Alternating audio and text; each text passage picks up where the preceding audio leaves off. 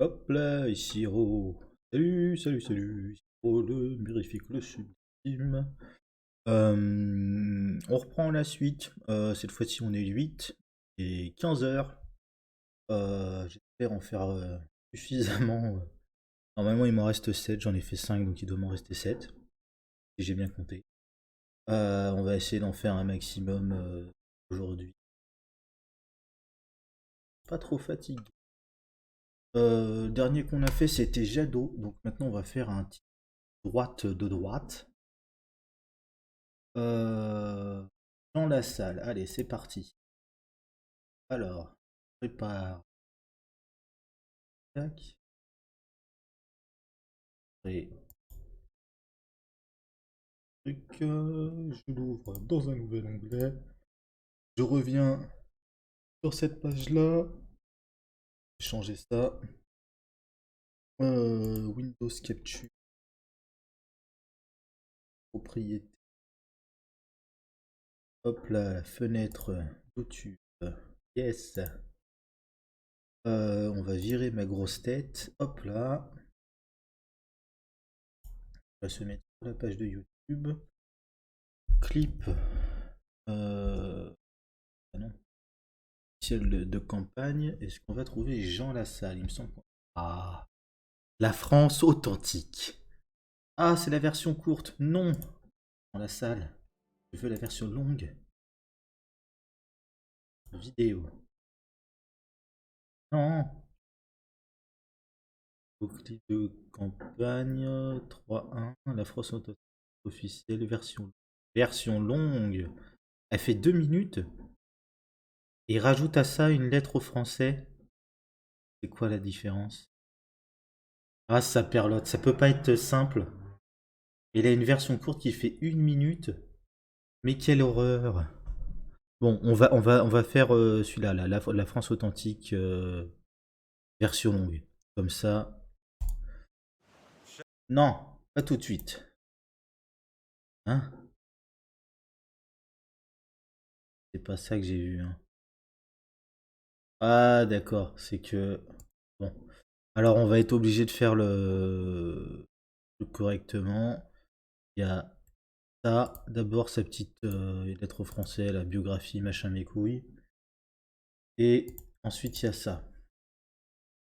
Je le sais parce que j'avais commencé à regarder le stream de gens qui s'est tapé tous les machins de campagne et sur le site qu'il avait, il y avait tous les clips complets et il y avait ça commençait par la petite biographie de Jean Lassalle. Donc on va commencer par ça et ensuite on va se faire Du coup, je vérifie que je suis bon partout. Là je suis bon. Là on n'a pas besoin. C'est parti alors. Ah si non, c'est le son que je voulais vérifier. Mes chers compatriotes, Ah c'est peut-être un peu c'est fort de la même. manière la plus solennelle, par une lettre, que je Ouais, non. souhaite m'adresser à vous. Je vais laisser le son comme Je ça. suis venu ici, au mémorial de Jean Moulin, pour trouver inspiration et courage. Pardon, je me mets en plein écran. Comme vous le savez, en toute transparence, je me suis interrogé Ah, sur l'intérêt de poursuivre cette campagne qui ne dit rien, pas plus que nos médias. Grâce au soutien de mes proches, des maires qui m'ont parrainé et de si nombreux citoyens, j'ai senti qu'il était de mon devoir de on se fait un peu continuer. chier.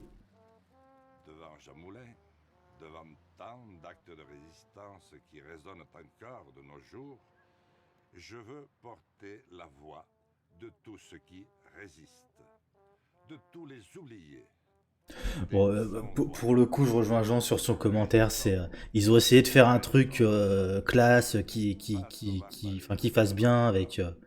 de belles images, de machin, de Contre tout nos ça. On est en préjugés, 1080p ou pas d'ailleurs? nous devons à nouveau On est en espérer. 720. Ah, C'est 720, c'est le pourquoi max. je veux reconstruire l'Ukraine Euh, Ils ont essayé de faire un truc bien, mais ils ont fait ça autour d'une organisation sans territoriale forcément. à nouveau et enfin cohérente. Je veux sans que nos forcément élites faire de repérage s'organisent auparavant, tout ça, autour voir d'un la but lumière, commun. comment ça Je tombe, comment ça veux machin, comment ça bidule. la recherche Et du coup, ça fondamentale. fait un petit peu, Sa moyen, priorité quoi. sera de découvrir et mettre en œuvre l'énergie nouvelle C'est et c'est, renouvelable le qui nous classique fait peut si mieux faire. cruellement défaut aujourd'hui. Je veux que nous ayons à nouveau le pouvoir de décider, avec notamment le RIC, référendum d'initiative citoyenne. Je veux que les élus retrouvions une humilité en nous soumettant à la reconnaissance du vote blanc. Je veux reconstruire les services publics et redonner un peu de souffle à tous ceux qui souffrent de la vie chère. C'est pourquoi je recréerai l'emploi. Je réduirai les taxes sur les carburants et augmenterai le SMIC. Enfin, je veux retrouver une jeunesse unie autour d'un projet partagé. C'est pourquoi je souhaite instaurer un service militaire ou civil de septembre à juin pour toutes et tous. Les jeunes pourront ainsi apprendre à aider, à protéger, à Bon, on reste sur les transmettre. poncifs très classiques de la droite. C'est pour vous entendre et vous retrouver que j'ai choisi de Je faire dis ça partie pour de les gens vous. qui savent pas où le situer, parce Vous que auprès bon, desquels je me suis battu toute ma les gens vie se sur focalisent souvent sur son accent ensemble, rigolo et sa nous bouille de papy retrouverons sympathique, l'entente. mais Et je vous invite c'est un mec de à droite rejoindre problématique, comme il y en a à peu près partout Vive la résistance. à droite. Vive la République. Vive la France. Euh, pam, pam, pam. Le chant des partisans. Chers compatriotes, c'est à partir de la petite France de Strasbourg que j'ai choisi de tourner moi-même ce clip officiel de campagne. À partir de la petite France, je veux que nous reconstruisions la grande. Je veux reconstruire l'organisation territoriale tellement mise à mal. Je veux que renaisse en France le peuple souverain. Le son est dégueulasse. Je vais Je faire pense que passer c'était l'autre, le clip de campagne, référendum et que ça, c'est d'initiative juste un citoyenne. addendum. Mais Je vais pourquoi il changer est... le vote blanc. Il n'est pas possible qu'un pays qui aime autant la politique Et là, ils et nous la disent que c'est France ça, le clip reste officiel, totalement version mal. longue, Chers compatriotes, où il ne rejoignez-moi fait que sur ce parler avec défi magnifique, en les selfie jeunes, les moins jeunes, facecam comme souriez, ça, avec faisons le ce son tour de dégueulasse en France marchant. de l'espoir. Ouais, Et j'ai je... besoin de vous plus que jamais. C'est à partir d'ici que nous pouvons aussi venir vous voir chez vous, que nous pouvons échanger, que nous pouvons écouter les problèmes que vous n'exposez plus à personne parce qu'il n'y a plus personne pour vous entendre, sauf les maires. Nous allons aussi inventer à partir des sciences et à partir de la recherche fondamentale et appliquée que nous allons remettre en place. Venez le voir, ce bus. Allez-y, Ouais. entrez-y. Il est ouvert à tous. C'est la porte ouverte d'une France authentique. Voilà, je vais maintenant vous le montrer. Il est à vous parce qu'il est à nous tous. Il est l'espoir. Il est C'est la cringe. France qui revient. C'est cringe as Et fuck, c'est pas possible. à partir de Strasbourg, ici aujourd'hui, cette patrie, cette ville qui a tant souffert et qui est redevenue le symbole de la paix et de l'espoir, il est la paix qui reviendra et en Europe et dans le monde. Vive la République, vive la France.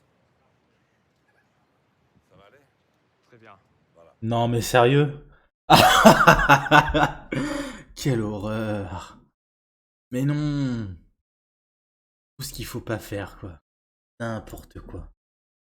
Bon, allez, déclaration officielle.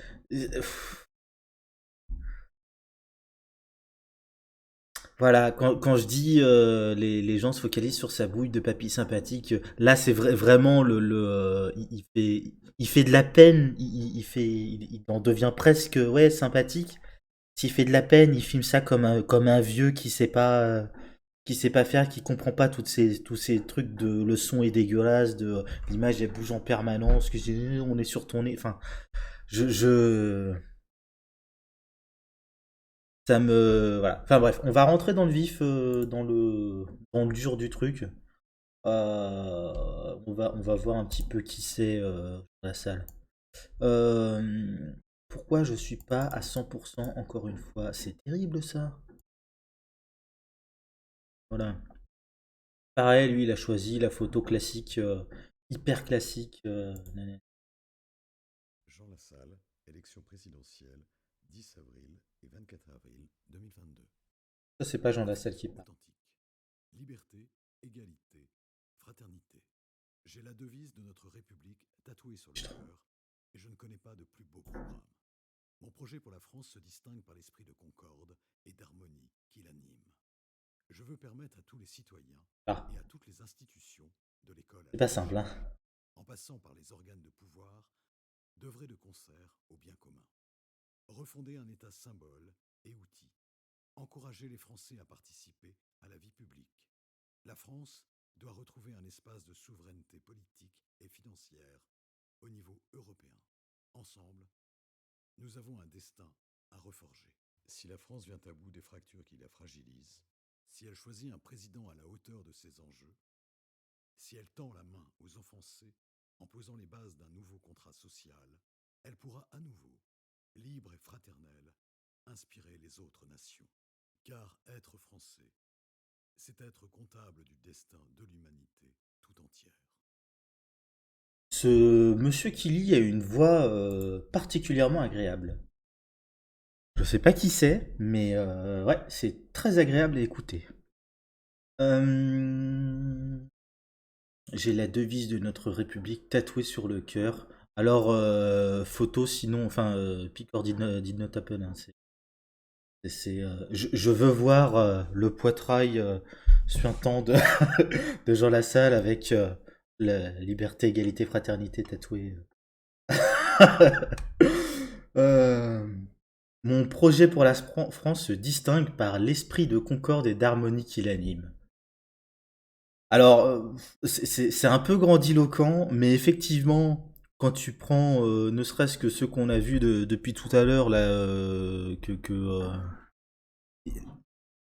enfin, un peu tout à l'heure, qu'on a vu, que ce soit Jadot, Pécresse, compagnie, ouais, l'esprit de concorde et d'harmonie, c'est pas tout à fait ça, parce que on est dans un monde un peu conflictuel.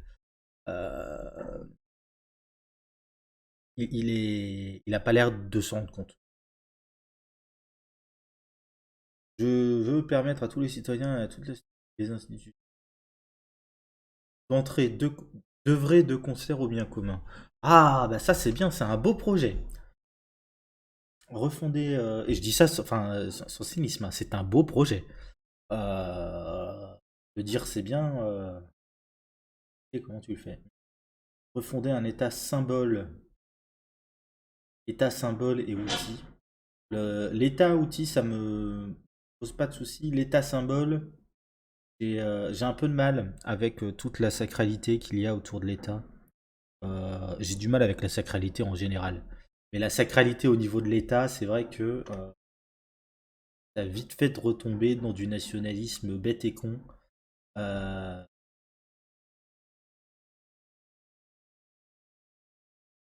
Encourager les Français à participer à la vie publique, comme si on ne le faisait pas. Euh,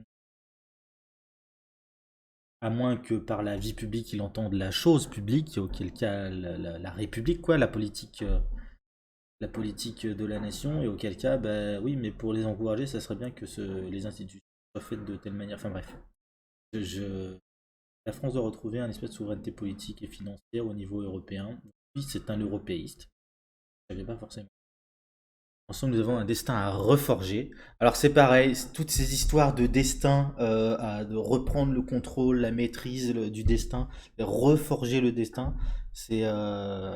Quoique, à la limite, l'idée de forger un destin, une destinée, peut dire, ok, à la base, il n'y a rien, mais en fait, si on s'y met, on peut créer un machin qui, en fait, on a un cap, ça va tout droit. À la limite, ça peut s'entendre. C'est vrai que sur le plan...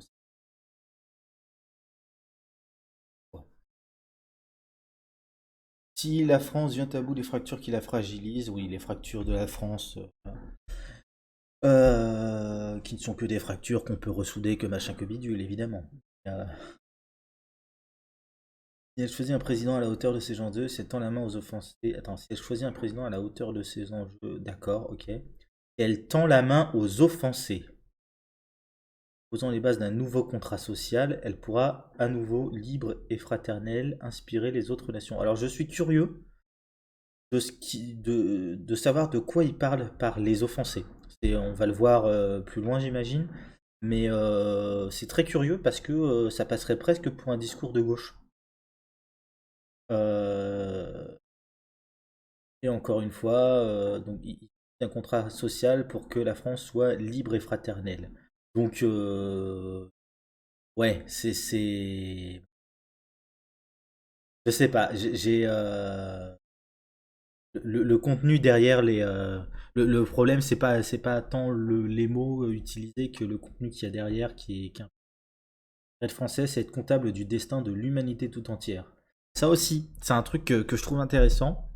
Parce que effectivement, à gauche, on a cette idée de l'humanité, euh, cette idée de l'humanité qui, elle aussi, est indivisible et que tout Français que tu sois, tu es avant tout un humain et ainsi de suite. Et bon, je dis ça, c'est pas forcément très clair partout à gauche non plus, hein, mais la gauche qui me parle, c'est celle-ci. Et ça, c'est basiquement cette histoire-là. Être français, c'est être comptable du destin de l'humanité tout entière. Ce dont j'ai peur, c'est de l'ambivalence en fait des deux interprétations possibles. C'est-à-dire que l'humanité, en gros, quand on est français, on doit se soucier du reste de l'humanité, ou est-ce que c'est quand on est français, euh, c'est à nous en gros, quand il dit comptable du destin, est-ce que c'est on est responsable et on doit se soucier des autres, ou est-ce que c'est, comme il disait plus haut, c'est à nous de forger le dit destin de l'humanité tout entière, tout entière. Et là, c'est un truc qui me poserait souci. Voilà, alors j'ai aucune idée d'où il va reprendre, donc Jean Lassalle. Je veux refonder nos c'est institutions, ça. susciter l'engagement citoyen. Françaises, Français, nous vivons une crise démocratique. Vous n'avez plus confiance dans vos élus et nous devons enfin vous écouter. Reconnaissance du vote blanc comme suffrage exprimé. Instauration du RIC, référendum d'initiative citoyenne. Référendum sur le maintien du quinquennat ou le retour au septennat. Instituer un service national universel de 9 mois, militaire ou civil, qui pourra se faire dans des associations, des écoles, dans nos collectivités territoriales, nos cités et nos campagnes. Je veux développer... Attends, calme-toi. Donc je veux refonder nos institutions et susciter l'engagement citoyen. Donc ça, c'est dont il parlait tout à l'heure. Nous vivons une crise démocratique. Merci, Captain Obvious. Vous n'avez plus confiance dans vos élus. Et nous devons enfin vous écouter. Oui, très bien. Reconnaissance du vote blanc comme suffrage exprimé. D'accord, donc ça veut dire que, par exemple, à l'élection présidentielle, s'il y a 15% de vote blanc, ils vont être comptabilisés comme troisième voie, par exemple, au second tour. Ça peut être intéressant. Et selon comment c'est reconnu, est-ce que et la conséquence d'une éventuelle victoire du vote blanc, quelle serait la conséquence d'une éventuelle victoire du vote blanc? Ça, je suis curieux de savoir ce que ça pourrait donner. C'est pas une mauvaise chose, hein, c'est pas une mauvaise idée. Instauration du RIG, bon ça, on a déjà dit, il peut proposer. Hein, les gilets jaunes, ça a traumatisé à peu près toute la classe politique, donc à moins d'être particulièrement masochiste et d'avoir une haine particulièrement accrue du populo, je vois pas, je vois personne dire non, non, moi le RIC, j'en veux pas. Quoique Macron était capable de dire c'est pas inintéressant, mais je pense pas que ce soit une bonne chose. Donc, référendum sur le maintien du quinquennat ou le retour au septennat. Le septennat, c'est pareil, il y a énormément de critiques à faire sur le quinquennat. Mais c'est pas que le quinquennat, parce qu'avec le quinquennat, il y a eu aussi la modulation du calendrier électoral de manière à ce que les législatives suivent la présidentielle de manière assez restreinte dans le temps, ce qui fait que en fait la dynamique évolue assez peu entre les deux, et donc que le scrutin a tendance à être le même, donc à donner systématiquement une majorité présidentielle. Alors, j'aime pas du tout cette manière de voir les choses, mais j'entendais encore récemment quelqu'un dire que les Français adoraient comment on disait, la cohabitation. Ouais, le principe de cohabitation, en gros, quand t'avais élu un président de droite et au moment des législatives, t'avais une majorité de gauche qui sortait. Du coup, il y avait une obligation pour le président de droite d'avoir un premier ministre de gauche et ça contrebalançait. Et l'image qui est souvent utilisée, c'est d'avoir papa à l'Élysée et maman à Matignon. Matignon qui est là où est le premier ministre, si je dis pas de bêtises. Et c'est pas inintéressant parce que du coup ça forçait en fait, ça empêchait chaque camp à aller trop loin dans dans, dans sa politique en fait, à aller trop loin d'un côté ou de l'autre dans sa politique. Le problème, c'est que ça a formé ce qu'on a appelé, ce qu'on appelait l'UMPS. C'est une expression qui vient d'ailleurs de l'extrême droite, il me semble. Mais qui, en gros, qui disait que tout ça, c'est grosso modo la même chose, vu qu'ils gouvernent ensemble en permanence. Donc voilà. Et le retour au septennat, je suis pas certain que ce soit juste une question de temps. Peut-être bien que le fait que le président soit élu que pour 5 ans, c'est un problème en soi, mais je pense que c'est un problème qui va plus loin que ça, qui tient aussi à la nature du présidentialisme à la française. C'est-à-dire que avec un président un petit peu comme l'est le président allemand en fait, où c'est juste un porte-parole, ouais, c'est juste une godiche que tu montres une fois de temps en temps, mais qui a pas de pouvoir. Je suis pas certain que le quinquennat serait un problème dans ce cas-là, parce que, enfin, mais bon, passons. Euh, Puis bon, comme on voit comment on douille après une élection pendant 5 ans, si c'était 7 ans, ça serait probablement pire, hein. Honnêtement, c'est instituer un service national universel de 9 mois, militaire ou civil, qui pourra se faire dans des associations, écoles et dans nos collectivités territoriales, nos cités et nos campagnes. Ça, pareil, c'est un truc qui va me poser un souci. D'abord parce que c'est le principe du service national universel. Moi, c'est juste niette en fait. Autant j'ai très envie de me rendre utile à la société, potentiellement dans la fonction publique ou des machins, des trucs, tout ça. Autant le principe de ouais, tout le monde, on vous met dans les machins. Moi, ça me dérange. Le principe du service national militaire me dérange aussi. Euh, et le problème du truc civil, c'est que grosso modo, ce qu'il te dit, c'est que tu vas faire du taf qui devrait être fait par les fonctionnaires. Et du taf qui sera au mieux mal payé, au pire gratuit. Donc bon, non en fait, juste non. J'allais rajouter un truc là-dessus, mais j'ai oublié. J'espère qu'on n'entend pas le vent. A priori non. Bon, je sais plus ce que je voulais rajouter. Du coup, passons à la suite. Tac, tac. Développer la recherche pour répondre aux défis de demain. La recherche est un moteur de puissance et de rêve. C'est d'elle que découlent les progrès d'une nation et la relance de notre économie. Je vais le C'est mettre un peu pourquoi il plus faut fort parce que j'ai développer la l'impression qu'on n'entend recherche pas. pour répondre aux crises d'aujourd'hui et aux défis de demain. Investir sur les énergies renouvelables en développant l'énergie solaire, géothermique et l'énergie de la mer. Préparer la transition énergétique du nucléaire vers les centrales de 4e génération, plus sûres et moins chères. Libérer les industries pharmaceutiques des lobbies et lever les brevets dont l'usage et l'exploitation sont vitaux. Développer la recherche spatiale dans un esprit pionnier et souverain, afin de ne plus laisser cet univers être exploité par de riches milliardaires aux fins commerciales et personnelles. Donc la recherche, très bien. Moteur de puissance et de rêve. Ouais. C'est d'elle que découlent les progrès d'une nation.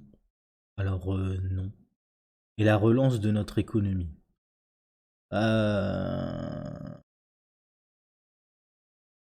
Ouais, c'est très... C'est une vision très économiste en fait des choses. C'est de la recherche que découlent les progrès d'une nation et la relance de notre économie. La relance de l'économie, je peux l'entendre dans le sens où, grâce à la recherche, quand tu fais des innovations en termes de technique ou de technologie, effectivement, tu vas permettre de relancer ton économie. Ouais, t'as un nouveau truc qui sort, t'as la machine à vapeur qui arrive, et ben là tu vas pouvoir faire tout un tas de nouveaux trucs. Ok. Les progrès d'une nation, alors c'est peut-être une vision très de gauche, mais la nation en tant que telle, la nation c'est nous tous en fait. Donc j'aurais plutôt tendance à dire que c'est des évolutions de la culture que découlent les progrès d'une nation. Euh, mais bon, bref, passons. Euh, Investir sur les énergies renouvelables en développant l'énergie solaire, géothermique et l'énergie de la mer. Il ne parle pas d'éoliennes, tiens donc. Préparer la transition énergétique du nucléaire vers des centrales de quatrième génération, plus sûres et moins chères. Plus sûr, ok. Moins cher si on compare à l'EPR qui a déjà coûté, je crois, 10 fois son prix, c'est ok. Moins cher, par contre, c'est pas forcément un argument de mieux. Donc, je suis pas convaincu par ça. Mais ok. Il admet vouloir poursuivre sur du nucléaire. Libérer les industries pharmaceutiques des lobbies. Ok, donc juste les lobbies pharma. Et lever les brevets dont l'usage et l'exploitation sont vitaux. Bon, ça, c'est la conséquence de la pandémie, hein. Euh, ok, pourquoi pas. L'idée que la médecine puisse être privatisée, de toute façon, c'est un truc. Faut être particulièrement barré dans sa tête, je trouve, pour se dire que, oh oui, ça va, des médicaments dont les gens peuvent avoir besoin, on va leur vendre extrêmement cher. Enfin, je, je, je pige pas le délire. Mais donc, très bien. Développer la recherche spatiale dans un esprit pionnier et souverain, afin de ne plus laisser cet univers être exploité par de riches milliardaires aux fins commerciales et personnelles. Ouais. Je vois pas grand chose à en dire en fait, on le fait déjà, et ça a jamais empêché les Bezos et Musk de faire leur fusée bit et leurs satellites pour faire des dessins dans le ciel. Donc, oui, investir dans le spatial, pourquoi pas, oui, très bien. Je suis pas certain que ça ait quelques. En tout cas, au niveau français, ça permettra d'éviter d'avoir des milliardaires qui se lancent dans le spatial au niveau français. Mais enfin, au niveau international, je sais pas. Honnêtement, ça peut avoir un impact aussi sur le niveau européen, vu qu'il est. Je veux garantir la santé pour tous. Cela fait 40 ans que je combats la fermeture des services de santé de proximité. Le Covid-19 nous a rappelé à l'ordre ces 2 dernières années.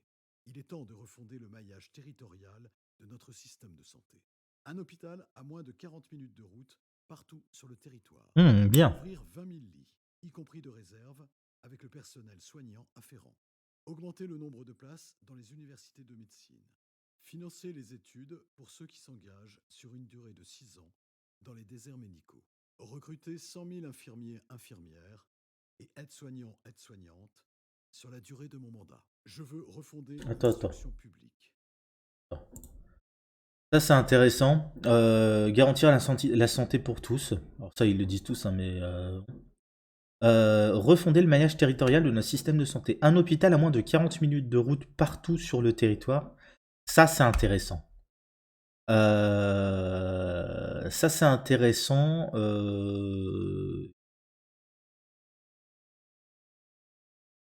Il parle pas, par contre, parce que le maillage au niveau des hôpitaux, voilà, on va dire un hôpital à moins de 40 minutes de route, ok, très bien. Ça fait peut-être même un peu beaucoup, mais bon, ouais, mettons une demi-heure, voilà. Ce qui pose problème, c'est aussi les médecins traitants et tout un tas d'autres médecins spécialistes, c'est-à-dire que si tu es obligé d'aller à l'hôpital pour trouver, je sais pas, psy, une ortho, ce que tu veux, un dentiste, voilà, c'est problématique. Donc il y a un truc, enfin, disons qu'il faut que ça aille plus loin, quoi. Mais c'est bien. Mais comme proposition comme ça, c'est plutôt bien. Ouvrir 20 milli. C'est terrible parce que j'ai l'impression d'être d'accord avec lui. Ouvrir 20 milli, y compris deux réserves avec le personnel soignant environ. Bon, j'ai déjà dit, hein, c'est balancer des chiffres comme ça, 20 milli, c'est un peu impressionnant. Tout ça, tu te dis c'est pas mal. En réalité, j'ai aucune idée de ce qu'il faudrait, des besoins en fait. J'ai aucune idée des besoins, donc je peux pas juger si c'est bien, c'est pas bien. Donc voilà, pas de commentaire là-dessus. Augmenter le nombre de places dans les universités de médecine, ça, oui, j'ai envie de te dire oui, très bien. Financer les études pour ceux qui s'engagent sur une durée de 6 ans dans les déserts médicaux.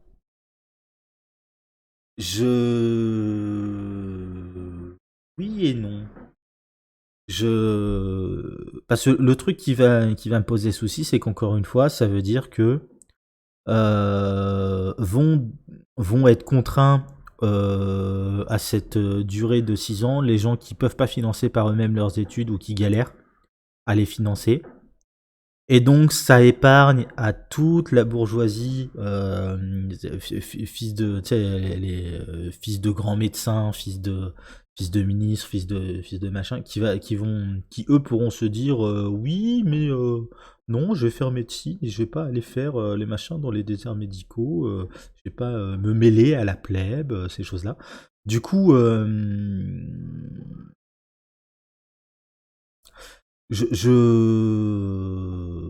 je pense que l'idéal, ça serait limite de dire on te finance tes études de médecine hors spécialisation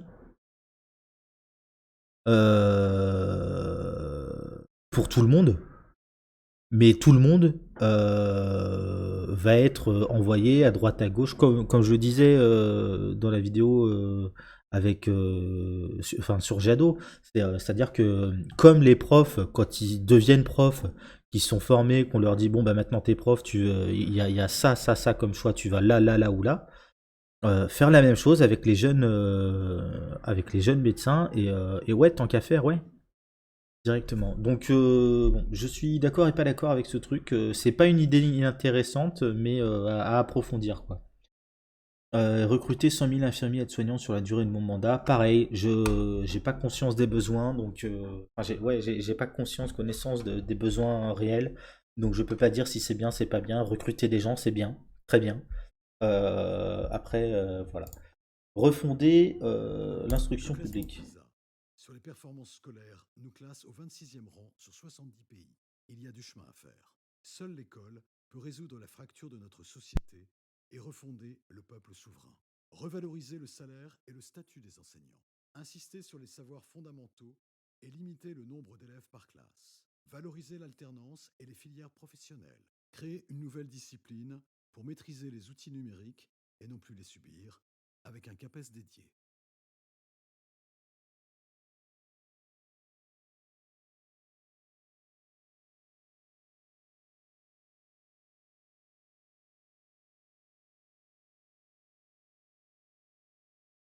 Alors, allons-y franchement. Le classement PISA, il est extrêmement biaisé et problématique enfin, il est très discutable comme référence. Surtout si c'est la seule référence qu'on prend. Donc voilà. Déjà de base, ça part mal. Ensuite, seule l'école peut résoudre la fracture de notre société et refonder le peuple souverain. Bon, moi, je l'ai déjà dit, hein, j'ai un problème avec la notion de peuple. Euh, la nation, je vois très bien ce que c'est. Le peuple, il y a tellement de définitions possibles du peuple, des peuples, que ça peut pas être une variable, euh, c'est pas légitime, pertinente, voilà. Ensuite, l'école pour résoudre la fracture de notre société, je pense que plutôt oui. Mais après, c'est juste de la rhétorique, hein. Revaloriser le salaire et le statut des enseignants, oui. Revaloriser le salaire, oui, clairement. Revaloriser un statut, je sais pas ce que ça veut dire. Est-ce que c'est dans la logique de faire respecter, gna gna gna, l'autorité du maître, ainsi de suite? Si c'est ça, non, en fait, il va falloir apprendre comment dire? Va falloir apprendre, oui, à envisager le monde autrement que dans une logique bêtement hiérarchique avec des autorités et des gens sur lesquels on a autorité. Moi, ça me débecte. Insister sur les savoirs fondamentaux, bah ça c'est la droite, hein. Et limiter le nombre d'élèves par classe. Limiter le nombre d'élèves par classe, oui. Moi j'ai bossé un peu en centre de loisirs. Et je vois à peu près ce que c'est que d'être un adulte pour gérer 12 gamins. Donc d'être un adulte pour gérer 30 à 36 gamins euh, en ayant en plus un genre d'obligation de résultat enfin, pas de résultat, mais d'obligation pour leur apprendre, à leur transmettre des savoirs précis. J'arrive même pas à comprendre comment on peut en arriver à ce genre d'aberration en fait. Faut vraiment ne s'être jamais occupé d'un gamin dans sa vie pour ne pas comprendre que demander à une personne de gérer 30, enfin, ouais, 36 gamins, c'est délirant en fait, c'est juste délirant. Euh, et je parle de gamins jusqu'à l'adolescence, hein. Les ados très capables de se gérer eux-mêmes, mais bon, un groupe d'ados, ça a vite fait de se laisser aller à faire des conneries, quoi. Puis je dis des conneries, mais simplement ne serait-ce qu'à s'occuper d'autre chose que d'apprendre, de machin comme ça, hein, sans jugement de valeur. Valoriser l'alternance et les filières professionnelles. Là aussi, moi j'ai un problème avec le principe. C'est-à-dire que valoriser, arrêter de considérer que c'est des voies de garage et que c'est des trucs pour les pauvres, méprisables, machin, tout ça. Ok, très bien. Valoriser dans le sens où l'école doit devenir en gros la passerelle qui te fait passer d'un gamin à un adulte qui peut travailler. Non, en fait, l'école n'est pas là pour t'apprendre à un travail. Point. Là-dessus, moi, je suis catégoriquement contre cette idée-là. Euh, Créer une nouvelle discipline pour maîtriser les outils numériques et non plus les subir avec un CAPES dédié. Euh, Comment dire? Euh, Oui et non, en fait. Pour moi, ça doit être, c'est-à-dire le professeur de numérique, entre guillemets, de professeur d'internet, de machin et tout ça. Pour moi, c'est un truc que tu peux avoir quand tu es à la fac, justement, ou quand tu vas passer ton CAPES pour te dire, bah voilà ce que tu dois savoir maîtriser quand t'es prof, tout ça. Mais pour les gamins, ils sont de toute façon. Bah, je sais pas. Pour moi, c'est vraiment quoique, je sais pas, peut-être au lycée, ça peut être pas mal. Mais en fait, on est tellement confronté au numérique partout que je vois difficilement comment tu peux ne pas. Je sais pas, en fait, s'il y a besoin d'un prof spécifique. C'est ça la question. Je sais pas s'il y a besoin d'un prof spécifique pour ça, ou s'il y a besoin que tous les profs aient une certaine maîtrise de la chose, et que l'utilisation parfois très spécifique et très spécialisée des outils numériques soit une utilisation normale dans le cursus scolaire, qui fasse que forcément quand tu as fait un exposé, tu as appris à faire des affiches à mettre au tableau, à faire un diaporama, à faire des machins, des bidules. C'est, je sais pas quelle est la meilleure manière de le faire, mais ouais. En tout cas, la logique de maîtriser les outils pour ne plus les subir, oui. Après, les gamins, ils sont de toute façon confrontés au numérique en permanence. Je vois pas d'univers dans lequel, à moins qu'on régresse sur le plan technologique, hein, mais je vois pas d'avenir où les gamins n'ont pas une maîtrise plus accrue que leurs aînés des outils numériques. Et, Je veux redonner à la France sa souveraineté économique. Le capital doit être au service de l'homme, et non pas l'homme au service du capital. Cessons de donner la priorité au gigantisme et à la concentration de firmes qui n'ont souvent plus rien de français. Revaloriser le SMIC à 1 400 € net. Baisser la TVA sur les hydrocarbures de 20% à 5,5%. Maîtriser le prix de l'eau et de l'électricité. Définir un plan Marshall pour la réindustrialisation de la France. Créer des zones franches pour favoriser l'installation d'entreprises dans les communes de moins de 15 000 habitants. Restaurer les compétences des communes ainsi que leur autonomie financière et fiscale. Lutter contre l'évasion fiscale et rétablir l'ISF, l'impôt sur la fortune. Je veux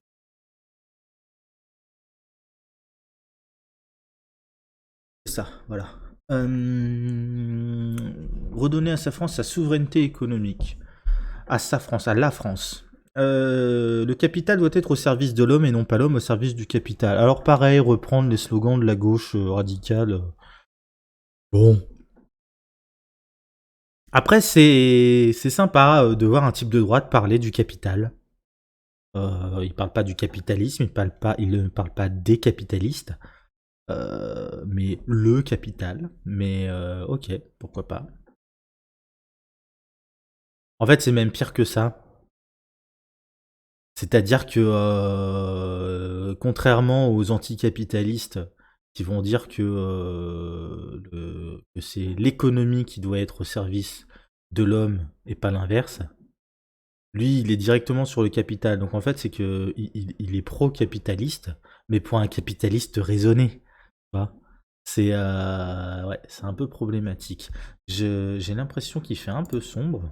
Non, ça va, ma tronche est normale. Hop là, est-ce que c'est mieux? C'est mieux, hein. C'est mieux, c'est mieux. J'espère qu'on n'entend pas le vent, ça conne vachement. Pardon.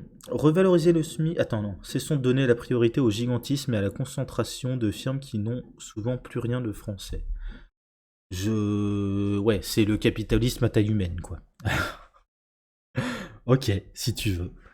Revaloriser le SMIC à 1 400 € net. 1 400 € net, ça le place au-dessus d'Hidalgo. C'est terrible. Ok. Baisser la TVA sur les hydrocarbures de 20 à 5,5%. Oui, bon, t'as raison, baissons la TVA, gavons-nous sur les quelques miettes qui restent. Ça, c'est un coup à accélérer la fin du pétrole et des hydrocarbures. Mais bon, peu importe. Maîtriser le prix de l'eau et l'électricité. Pareil, c'est qu'est-ce que tu entends par maîtriser? Est-ce que c'est maîtriser avec une hausse constante mais raisonnable entre guillemets? Que c'est bloquer les prix? Est-ce que c'est, je sais pas, c'est pas dit. Définir un plan Marshall pour la réindustrialisation de la France. Ouais, ok.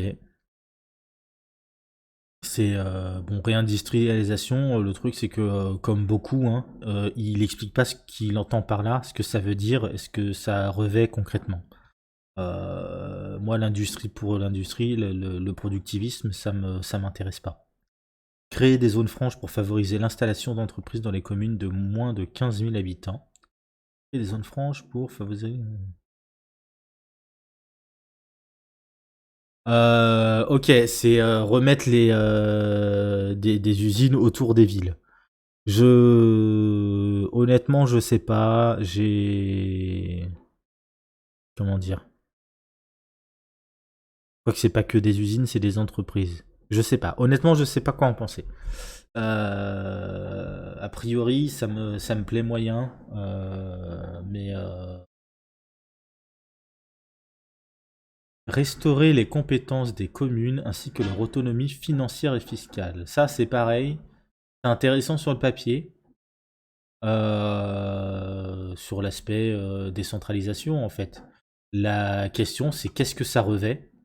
Et qu'est-ce que ça revêt? C'est c'est le cœur de la question, en fait.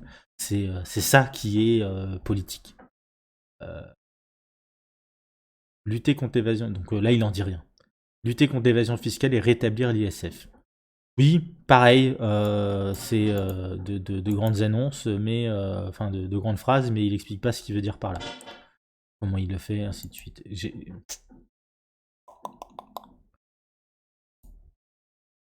Pardon. On reprend. Lancée, campagne de France, grande cause nationale. Nos campagnes se sont vidées. Nos paysans se suicident en cascade. Faillite ou productivisme, l'agriculture semble dans une impasse. Près de 150 000 exploitants vont partir à la retraite. Moins de 5% seulement sont assurés d'une reprise. La sauvegarde de nos campagnes doit être une grande cause nationale. Revois la distribution de la PAC pour que les aides aillent aux paysans qui respectent leurs terres et leurs bêtes, non à la spéculation foncière. Doter toutes les filières agroalimentaires des outils de première et deuxième transformation au plus près des territoires de production. Mettre en place un ticket paysan, à l'image des tickets restaurants, pour soutenir les circuits courts. Désenclaver les campagnes par le maintien des services publics et l'amélioration des infrastructures de communication partout en France. Ça, je m'y attendais. Jean Lassalle, c'est un peu le candidat des campagnes. Bon, on pourrait faire mieux, hein, mais bref. Nos campagnes se sont vidées, nos paysans se suicident en cascade, donc oui, effectivement. Faillite ou productivisme, l'agriculture semble dans une impasse.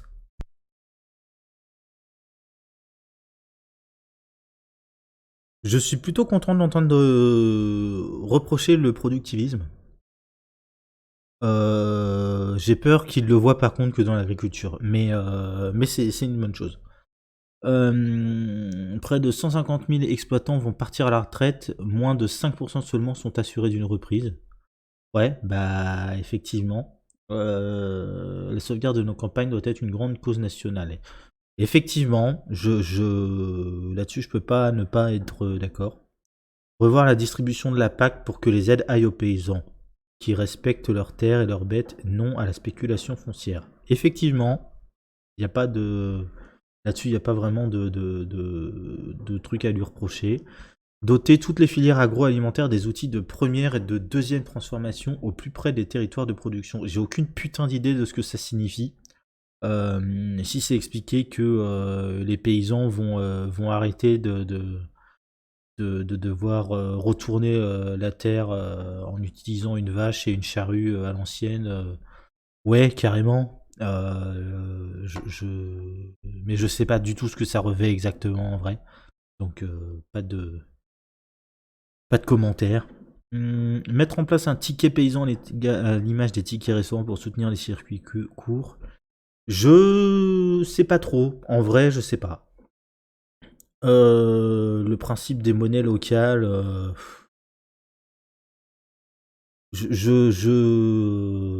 Très franchement, je sais pas du tout.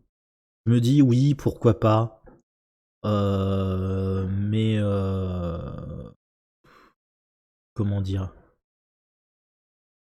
C'est-à-dire qu'il faut pas que ça revienne à remettre une concurrence au sein des territoires, quoi. C'est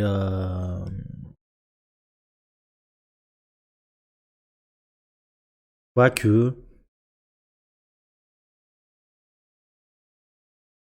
Est-ce que le fait d'avoir une seule monnaie, parce que ça c'est un des problèmes au niveau de l'Europe, c'est que le fait d'avoir une seule monnaie fait que d'un pays à un autre, on n'a pas le même, on n'a pas le même niveau de vie et disons que l'euro pèse de manière plus ou moins importante sur la vie des gens. Donc là aussi, est-ce que c'est pas le fait d'avoir une monnaie unique qui le meilleur compromis, c'est peut-être d'avoir les deux en fait. Et de voir qu'est-ce qui est à l'avantage. Est-ce qu'il vaut mieux payer là tel truc en euros parce que ça vient de l'étranger et ça coûtera moins cher en euros qu'en monnaie locale, et l'autre machin tu le payes en monnaie locale parce que ça te revient moins cher en monnaie locale que machin. Je sais pas. Honnêtement, je sais pas. Désenclaver les campagnes par le maintien des services publics et l'amélioration des infrastructures de communication partout en France. C'est pas que les infrastructures de communication en fait. C'est les transports, c'est toutes les infrastructures. Oui, désenclaver les campagnes, c'est un beau projet aussi. Ça dit pas comment tu le fais, mais c'est un beau projet.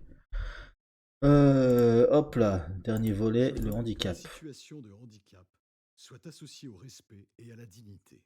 Le capitalisme féroce a laissé sur le bord de la route nos populations les plus... Sandek. L'État-providence a fléchi dans la foulée et nos gouvernements ont délaissé ces personnes en situation de handicap. Il est nécessaire de définir une vraie politique du handicap. Généraliser la détection des troubles dès l'entrée en maternelle. Former et revaloriser les accompagnants d'élèves en situation de handicap, AESH, et les aidants. Renforcer les RASED, réseau d'aide spécialisé aux élèves en difficulté. Et les classes ULIS, unités localisées pour l'inclusion scolaire. Arrêter la suppression des IME, instituts médico-éducatifs. Instaurer une allocation aux adultes handicapés, AAH, indépendante de la situation conjugale du bénéficiaire. Alors, le capitalisme féroce a laissé sur le bord de la route nos populations les plus vulnérables. C'est bien. Je suis pas certain qu'il faille préciser féroce derrière le capitalisme, mais oui, très clairement. L'État-providence a fléchi dans la foulée, nos gouvernants ont laissé les personnes ont délaissé les personnes en situation de handicap. Oui, aussi. Nécessaire de définir une vraie politique du handicap. Oui, ça serait bien. Généraliser la détection des troubles dès l'entrée en maternelle. Alors, oui, j'ai peur par contre que... c'est-à-dire que je suis pas certain qu'il y ait suffisamment de spécialistes pour faire passer à tous les gamins des examens pour détecter d'éventuels troubles. Ce serait très bien. Le souci, c'est que après, une fois que tu as détecté le trouble, il doit être suivi pour être corrigé. Enfin, il y a besoin d'un accompagnement. Donc, ça veut dire que tu dois avoir des gens en nombre suffisant pour faire la détection année après année des troubles. Donc, en gros, voir un paquet de gamins. Et ensuite, avoir aussi suffisamment de personnes pour faire l'accompagnement nécessaire derrière.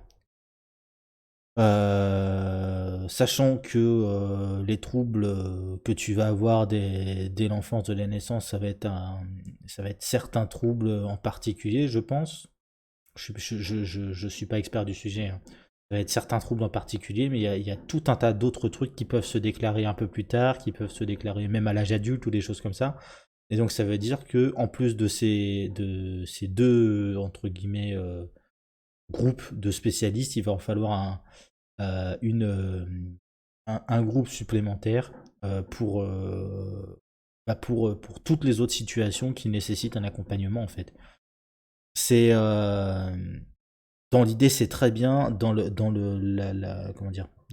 manière de le faire, ça paraît extrêmement ambitieux. Mais c'est bien, c'est là-dessus. Si l'idée là c'est de dire voilà on a un objectif, pouce bleu poteau. Former et revaloriser les accompagnants d'élèves en situation de handicap, les AESH et les aidants. Très bien, je suis pas certain que former les aidants et même revaloriser les aidants. Il y a besoin d'avoir un corps de métier adapté, en fait, tout simplement. C'est un truc. Parce que les aidants, le plus souvent, c'est des gens de la famille donc, non, pour moi, il y a besoin d'avoir un corps de métier adapté qui soit un corps de la fonction publique, de la santé et qui soit. Mais bon. Renforcer les RASED, réseau d'aide spécialisé aux élèves en difficulté, ok, et les classes Ulysse pour l'inclusion scolaire. Ouais. Ça, je sais pas quoi en penser parce que moi, tu me parles des RASED et des classes Ulysse. Je pense surtout en fait quartier défavorisé et pour moi c'est pas une question de handicap en fait. Enfin, c'est pas une question de handicap au sens d'altérité entre guillemets interne à la personne. Pour moi, c'est une question on peut appeler ça. Ouais, de différence de traitement au niveau social, une différence de culture, ce qu'on appelle une inégalité culturelle, qu'on va voir avec certains quartiers qui vont être défavorisés par rapport à d'autres. Mais je me trompe peut-être, c'est vrai que moi c'est l'idée que je m'en fais, donc je vois pas ce que ça fait là, mais très bien. Par contre, l'idée de les renforcer, machin, tout ça, ok. Arrêter la suppression des IME, instituts médico-éducatifs. A priori, je ne peux pas être contre ça. Instaurer une allocation aux adultes handicapés indépendant de la situation conjugale du bénéficiaire. Ça, effectivement, c'est la déconjugalisation de la hache. Je l'ai déjà expliqué, hein, mais ça, c'est une nécessité. C'est arrêter de considérer les personnes handicapés ou altérés comme des genres de parasites ou d'enfants qui vivent au crochet d'une personne ou d'un référent adulte. Moi, ça me débecte. Continuons. Je veux vous garantir une France sûre et paisible. La politique de sécurité du quotidien du gouvernement actuel est beaucoup trop timide. Il est urgent que nos concitoyens puissent retrouver une France sûre et paisible. Ouvrir des états généraux pour les quartiers sensibles. Élaborer un plan de co-construction de la politique de la ville avec tous les acteurs concernés. Une maison pour tous. Développer le principe de la location-accession pour faciliter l'accès à la propriété. Pour une meilleure mixité sociale, faire respecter la loi SRU sur le nombre de logements sociaux. Recréer les conseils de quartier. Recruter 6000 gendarmes et policiers. Ouvrir sur de larges horaires 2000 bureaux de police et de gendarmerie dans les quartiers et les bourgs. Alors, reprenons sur des sujets de droite. Politique de sécurité du quotidien du gouvernement actuel est beaucoup trop timide. Ouais, alors je sais pas ce que ça recouvre, mais parler de timidité en termes de politique de sécurité ou de politique sécuritaire en fait de ce gouvernement, c'est quelque peu inquiétant. Je me trompe peut-être, hein, mais ouais. Il est urgent que nos concitoyens puissent retrouver une France sûre et paisible. Oui. Alors, comment dire là, le problème, c'est de considérer que l'insécurité, le contraire de paisible, c'est quoi je sais pas. Le fait que la France ne soit pas paisible, croire que ce serait issu de quelque chose d'extérieur à la culture enfin, oui, les différentes cultures qui se confrontent les unes aux autres, en gros à la vie bête et con de la nation, hein, voilà. Ça me, ça me dérange. Ouvrir les états généraux pour les quartiers sensibles. Ouais. Élaborer un plan de co-construction de la politique de la ville avec tous les acteurs concernés. Oui, d'accord. Je... Sur le papier, a priori, pourquoi pas. La question, c'est comment ça va être fait, quel est l'objectif. Moi, ça me questionne toujours autant. Tu me diras, c'est mieux que de dire il faut simplement rétablir l'ordre, envoyer les flics et puis tabasser tout ça parce que ces basanés, quand même, qu'est-ce qu'ils sont mal élevés, quoi. Enfin, je sais pas, ça me questionne. Une maison pour tous, développer le principe de la location-accession pour faciliter l'accès à la propriété. Ah, c'est pas inintéressant. C'est pas inintéressant. Principe de la location-accession, là tel que je le comprends, c'est concrètement, tu loues ton logement pendant X années et au bout de X années, on considère que tu as tellement payé qu'en fait, bah, le logement, il te revient, c'est comme si tu l'avais acheté. Tu as dépensé tellement d'argent dans ce logement que c'est comme si tu l'avais... euh, tu as dépensé en gros la valeur du bien dans ce bien-là, donc bah, maintenant il est à toi. Le problème que ça va poser, c'est que dans la logique actuelle de la propriété, euh, ça veut dire que les gens qui sont propriétaires d'un bien sont dépossédés de fait. Euh, et ça, je pense que ça va gueuler. Mais c'est pas inintéressant en vrai, hein. Ça permet aussi bah de... Comment dire? Par exemple, de faire en sorte en fait que selon comment dire les règles en fait pour passer de la location à l'accession, hein, à la propriété, de faire en sorte que par exemple moi quand je suis étudiant j'ai pas les moyens de m'offrir un logement machin tout ça, mes parents disent bah, pas de souci, nous on achète le logement parce qu'on peut le faire. Toi, tu nous payes un loyer et quand tu payes un loyer et quand tu as fini de payer ce loyer-là, eh ben le logement il est à toi. Nous, parce que tu nous as payé un loyer, l'équivalent du prix, en gros du prix du bien, bah nous on a pu le rembourser. Et en fait, c'est juste ouais, ça permet de comment dire, de bénéficier par exemple des avantages des parents qui, euh, qui ont de meilleures chances d'obtenir un prêt plus important, des machins et bidules. Ça peut être intéressant, pardon. C'est pas inintéressant, effectivement. Pour une meilleure mixité sociale, faire respecter la loi SRU sur le nombre de logements sociaux. Alors, oui. A priori, oui. Je suis pas sûr que ça suffise pour faire une bonne mixité sociale, mais c'est une meilleure mixité sociale qu'actuellement, effectivement.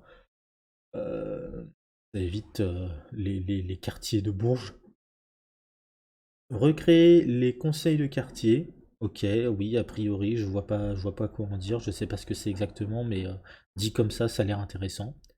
Recruter 6000 gendarmes et policiers, bon, pareil, ça va être une question de moyens, de besoins, et de surtout, qu'est-ce que tu leur fais faire, quoi. Voilà. Ouvrir sur de larges horaires 2000 bureaux de police et de gendarmerie dans les quartiers et les bourgs. Là, c'est pareil. Euh, ça va dépendre quel est l'objectif, ça va dépendre quel est le rapport à la population, quel est le... Honnêtement, hein, enfin, nous on a un bureau de police normalement qui est... Enfin, il y a un local avec le petit logo, machin, tout ça, bureau de police, tout ça. Par contre, bah, les flics ils sont pas.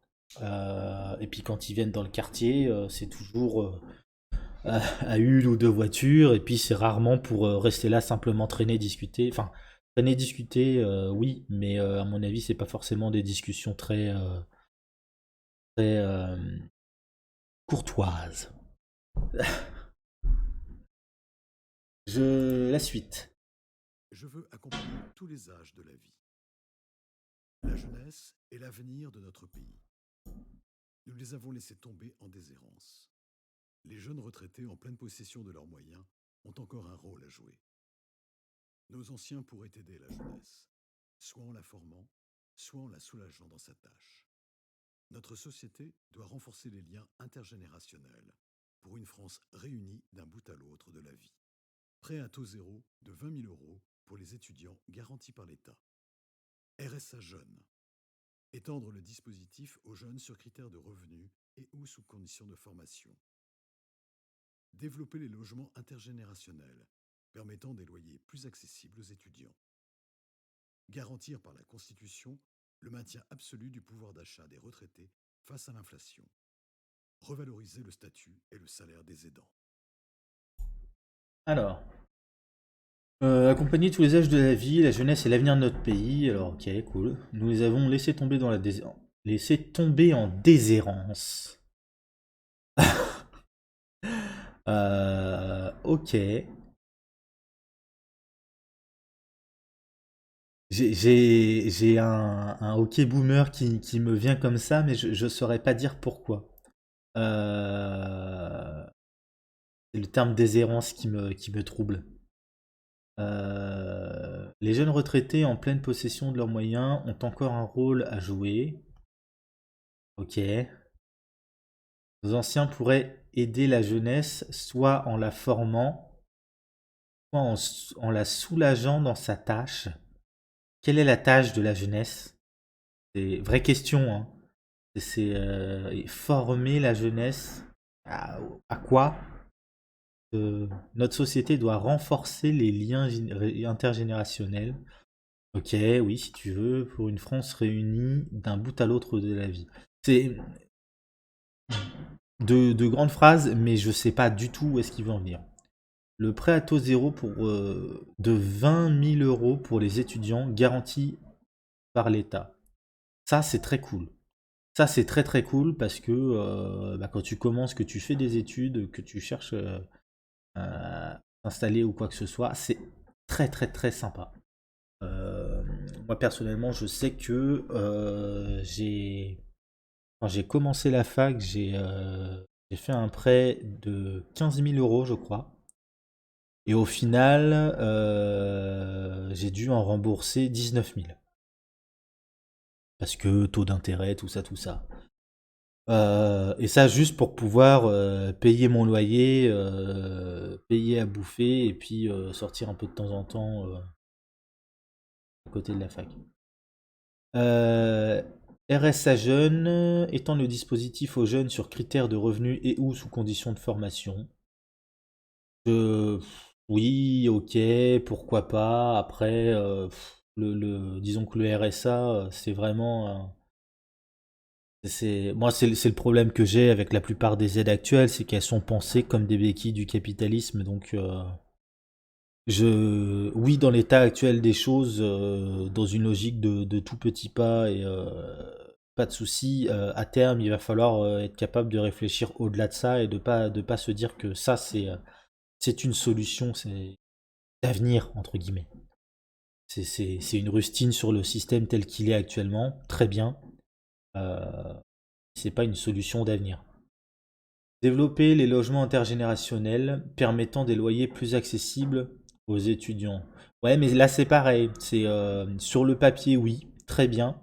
Le fait est que tout le monde n'a pas forcément de vivre comme ça. Là récemment, je me suis engueulé avec un poteau là, du Discord sur le sujet de oui, meilleure manière. On était sur un sujet écologie, mais sur le logement, le co-living, la colocation, les machins comme ça, on s'est bataillé sur une histoire de oui, mais moi je veux pas partager la même salle de bain avec d'autres gens.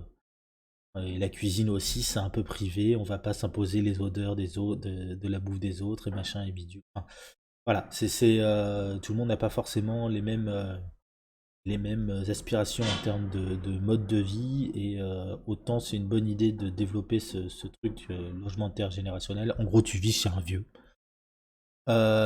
Autant d'une, faut pas que ce soit du travail déguisé, c'est-à-dire où tu es chez un vieux, mais en fait t'es aidant aussi du vieux gratuitement. sachant qu'en plus tu payes un loyer. Donc, ouais. Garantir par la Constitution le maintien absolu du pouvoir d'achat des retraités face à l'inflation. Là, c'est pareil. Déjà, garantir par la Constitution un truc comme le pouvoir d'achat, je trouve ça aberrant. La Constitution, elle peut garantir des principes, mais enfin, tu me diras, ouais, je sais pas.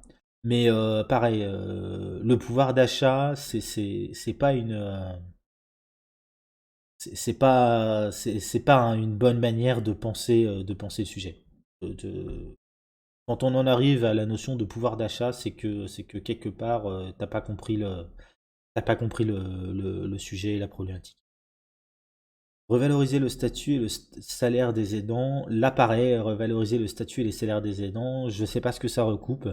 Si on parle de faire de aidant un métier à part entière, oui, pas de souci. Donc un corps de métier de la fonction publique, oui.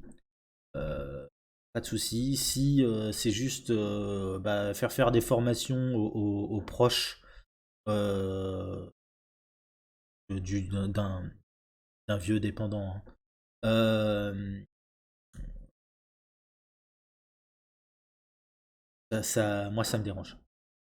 Hop là, et on finit là-dessus. Hop là, alors attends. Je défends une France souveraine en Europe et dans le monde. La construction européenne est allée trop loin. Maastricht, qui l'emporta d'un souffle, et la monnaie commune ont sapé les bases de la souveraineté nationale. Je défends une Europe des nations plus respectueuse de la souveraineté de ses membres. À l'échelle du monde, la France doit redevenir un acteur incontournable du jeu diplomatique. En œuvrant à la résolution non violente des conflits, elle assumerait ainsi son rôle historique, sa vocation universelle de patrie des droits de l'homme. Débattre et voter au Parlement toute législation d'origine européenne. Revoir la participation financière de la France au budget européen. Retirer à la Commission européenne la mission de représenter la France dans les traités de protection des investissements internationaux. Préparer notre désengagement de l'OTAN. Soumettre l'engagement ou le retrait des forces françaises à un vote du Parlement ou à un référendum. Permettre au Parlement de contrôler nos ventes d'armes à l'étranger. Renforcer notre 4e armée pour la cyberdéfense.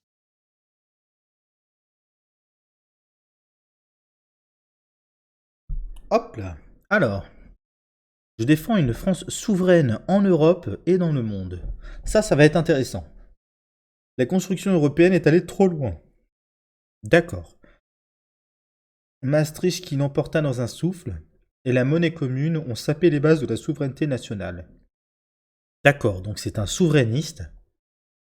Je défends une Europe des nations plus respectueuse. Alors c'est intéressant parce que tu vois, lui il parle d'Europe des nations, sachant que quand il parle de la France, il parle de peuple.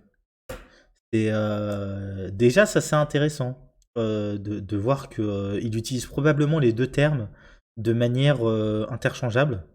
Et je trouve ça problématique politiquement.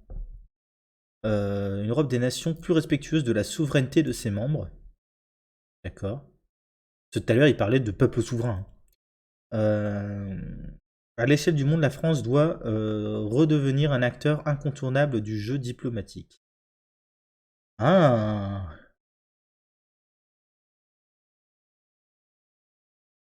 C'est-à-dire qu'il envisage une logique un peu comme c'était le cas sous De Gaulle, où la France appartient à l'Europe effectivement, mais si la France veut se placer comme médiateur entre deux pays à l'international, elle est tout à fait en capacité de le faire sans l'Europe.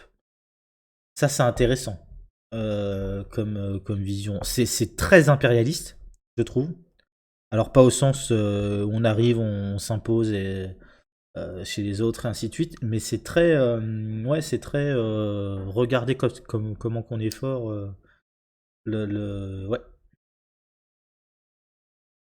En œuvrant à la résolution non violente des conflits, elle assumera ainsi son rôle historique, sa vocation universelle de patrie des droits de l'homme. Ah, voilà, on est là-dessus. Ok. Patrie des droits de l'homme. Ouais, la patrie, moi, ça me... Ah bon. Euh, Débattre et voter au Parlement toute législation d'origine européenne. Alors ça, c'est intéressant. C'est intéressant parce que ça veut dire que ce qui se vote au niveau européen se vote au niveau européen, mais que avant de l'appliquer chez nous, il estime qu'on puisse en débattre et voter ce qu'on en débat, c'est-à-dire une version plus ambitieuse, moins ambitieuse, ainsi de suite, de cette législation chez nous. C'est-à-dire avec du coup notre législation qui vient s'imposer chez nous de facto. Mais c'est pas inintéressant dans le sens où effectivement on sait qu'au niveau de l'Europe on est trop nombreux pour arriver à des compromis qui soient adaptables partout sans forcing, sans y aller ouais, au forcing. Et ça permet en fait de faire évoluer progressivement dans la bonne direction, enfin dans la bonne direction. Dans une direction donnée, parce que après ça dépend aussi de l'idéologie globale au niveau de l'Europe, hein, et en particulier du Parlement européen. Mais ouais, c'est pas inintéressant. C'est une version différente de la manière que Mélenchon propose, c'est-à-dire l'opt-out, à savoir quand c'est dans notre intérêt, on prend, quand c'est pas dans notre intérêt, on prend pas et on fait notre truc nous-mêmes. Là, c'est pas exactement pareil, mais c'est. Ouais, je sais pas. Je pense que ça passerait mieux d'ailleurs dans l'opinion en particulier des européistes, un truc comme ça, que la version Mélenchon qui est juste de dire oui, ça nous intéresse, on prend, ça nous intéresse pas, on prend pas. Hum. Ce qui revient au final au même, hein, mais revoir la participation financière de la France au budget européen. Là, pareil, je sais pas trop ce qu'il veut dire par là. Donc, oui, on participe énormément au budget européen. Après, est-ce que la question, est-ce que c'est pas davantage comment est utilisé ce budget, à quelle fin au niveau européen, plutôt que simplement on met trop d'argent et puis c'est tout quoi.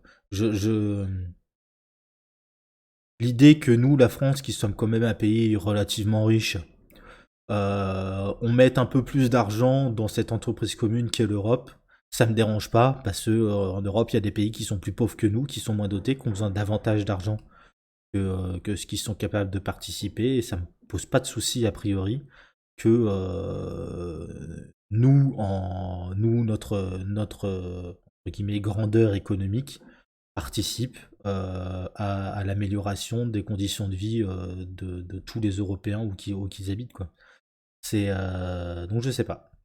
Retirer à la Commission européenne la mission de représenter la France dans les traités de protection des investissements internationaux. Là pareil, là c'est l'impérialisme économique de la France. C'est vraiment ouais, mais nous nos intérêts économiques ils passent avant tout le reste et c'est pas à la Commission européenne de dire ce qu'on peut, ce qu'on peut pas faire, comment on négocie les traités, les machins, les bidules. Donc voilà. C'est un peu à double tranchant. Ça dépend quelle est la doctrine économique de la France du coup en la matière. Préparer notre désengagement de l'OTAN. Ok, donc lui, il est pour se retirer de l'OTAN. Pas d'un seul coup, mais de se retirer progressivement. Soumettre l'engagement ou le retrait des forces françaises à un vote du Parlement ou à un référendum. Oui, alors, le retrait, c'est déjà le cas. Non, attends. C'est le maintien qui est déjà le cas normalement, mais qui n'est pas toujours respecté. Par contre, l'engagement et le retrait, c'est pas le Parlement, mais c'est domaine réservé du président de la République. Voilà. Permettre, donc en fait, je suis plutôt pour. pour moi, le Parlement est plus légitime que le président à savoir si oui ou non on fait la guerre à droite à gauche. Euh, et je dis ça même dans le cadre du Parlement actuel, qui est un Parlement d'élus. Hein. Euh, Permettre au Parlement de contrôler nos ventes d'armes à l'étranger. Oui, aussi, mais ça rentre dans la logique si la France fait la guerre, où que ce soit dans le monde, de manière directe ou indirecte, euh, la nation, c'est la responsabilité de la nation qui est engagée. Donc la nation, c'est-à-dire tout le monde, a le droit à son mot à dire par l'intermédiaire du Parlement. Alors là, dans l'idéal, un parlement qui soit davantage représentatif, euh, voire participatif, mais à voir. Renforcer notre quatrième armée pour la cyberdéfense. Là, pareil, je suis pas très militariste, je suis pas très bellististe déjà de base, mais effectivement, plus ça va, plus la guerre elle, se développe aussi sur l'espace, enfin sur le cyber, sachant que en fait il y a en plus de ça, il y a aussi une cinquième armée qui est par rapport à l'espace. Euh, donc c'est ouais. Et c'est fini. On a fini avec Jean Lassalle. C'est intéressant parce qu'il y a plein de choses très intéressantes. Il y a régulièrement des problèmes d'impensés ou d'annonces où l'annonce est très sympa, hein, mais le fond est pas. On n'a pas le fond du propos, donc on peut pas trop en dire quoi. Et il y a régulièrement aussi des vieux poncifs de droite qui ressortent. Même si, tu vois, pour un type de droite, je l'ai pas vu cracher une seule fois sur les musulmans, donc ouais, pas mal. C'est étonnamment. Bon après, ça reste un type problématique sur d'autres aspects, hein. C'est un type qui a des plaintes pour viol au cul et compagnie, donc voilà. Mais ouais. On s'arrête là, je fais une petite pause. Putain, ça a été long cette fois-ci. On fait une petite pause. Je fais une petite pause. Et je poursuis directement avec un type de gauche cette fois. À tout de suite.